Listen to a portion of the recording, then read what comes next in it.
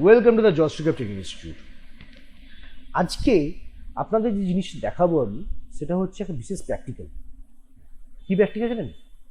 Storage device, মানে বিশেষত hard ডিস্কে কী করে আপনি চেক করবেন তার কতটা মানে সে ঠিক আছে কি খারাপ হয়েছে। মানে ব্যাপারটা কেন বলি যে দেখুন, আজকে আমরা কম্পিউটার, দেখুন এই ডেইলি লাইফে কম্পিউটার ইউজ আমরা করছি কেন? কাজগুলো কিন্তু সহজভাবে করার জন্য। তার জন্য কি আমার ডেটাকে স্টোর রাখতে হবে এর মধ্যে। এবার ডেটাকে স্টোর রাখতে গেলে ডেটাকে তো ঠিকভাবে রাখতে হবে। তার জন্য কি ডেটা কোথায় রাখবো? আমরা স্টোরেজ ডিভাইসে রাখবো।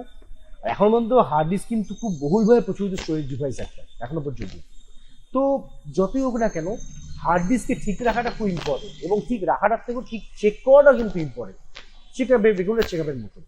আমরা দেখাচ্ছি আপনাদেরকে কি করে যে হার্ড ডিস্কে আমরা কমান্ড প্রম্পট দিয়ে সহজেই চেক করতে পারি, এবং যদি কিছু স্মল প্রবলেমস থাকে তাকে রিকভারি করা করে যায়।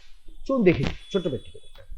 তো এখানে গিয়ে আমরা সার্চ বারে এখানে ক্লিক করলাম সিএমডি, কমান্ড প্রম্পট অপশন হলো আপনার কাছে। রাইট ক্লিক করলাম, রানের অ্যাডমিনিস্ট্রেটর ক্লিক করলাম, কিন্তু সার্চ আমার কিন্তু কনফার্ম খুলে গেল। ওকে, এখানে কমান্ড দেবো একটা। এর কথা আছে আমি এখন সি ড্রাইভে আছি, এখন সি ইউজার্স অ্যাডমিনিস্ট্রেটর সি ড্রাইভে মানে এখন আছি আমি। এখানে কমান্ড দেবো আমরা কি chkdsk, যা voice check disk dsk chkdsk/f, ঠিক আছে? ওকে, দিয়ে এন্টার করলাম। এখানে ব্যাপার আছে, যেহেতু সি ড্রাইভে আমরা অ্যাপ্লাই করছি, সি ড্রাইভ যেহেতু সিস্টেম ড্রাইভ, তাই সে কিন্তু বাই ডিফল্ট কমান্ডে রান করার পারমিশন দেবে না। কেননা এই কমান্ড রান করতে গেলে না ডিস্কে আনমাউন্ট হতে হয় সিস্টেম থেকে।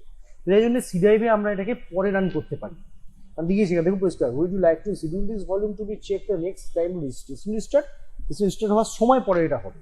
তো আমি এটা আপাতত রান করতে দেখাতে পারবো না, ঠিক আছে? তো তাই এটাকে আমি এখন আপাতত এটাকে আমি ইয়েস করে রাখছি, যখন সিস্টেম রিস্টার্ট করবে আমার তখন দেখাতে পারবো। এইবার সেকেন্ডারি প্রসেস থেকে ব্যাপারটা দেখায় কীরকম ভাবে, মানে এই জিনিসটা দেখাবে কীরকম ভাবে। আমি ধরুন ই ড্রাইভে গেলাম, ই ড্রাইভে কমেন্ট আমি রান করছি chkdsk/f।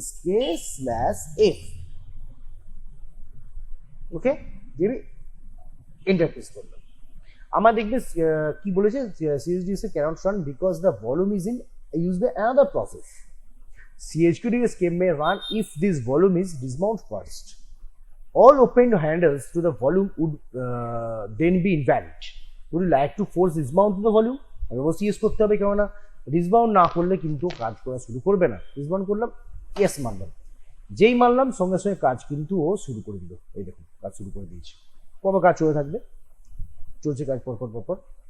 হ্যাঁ, কাজ ফিনিশ করে আমাকে দিয়ে দিল প্রবলেম। এবার আমি লাস্টে কি পেলাম সে দেখতে হবে।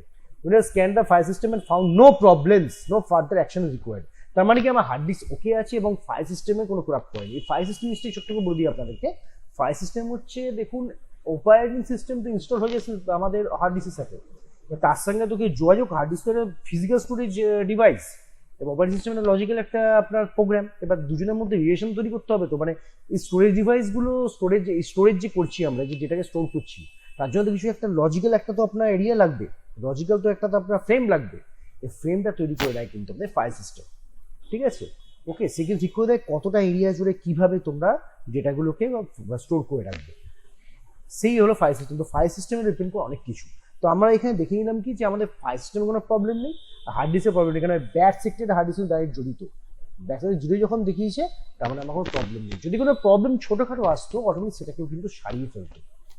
তাহলে দুটো লাভ আছে, এক হচ্ছে প্রথম প্রবলেম আইডেন্টিফাই করা যায়, আর ছোটোখাটো প্রবলেম থাকলে সেটা কিন্তু এই কমান্ডে ইজিলি আমরা সারিয়ে মানে এক্সিকিউট করে আমি সিস্টেমকে মানে স্টোরেজকে সারিয়ে ফেলতে পারি।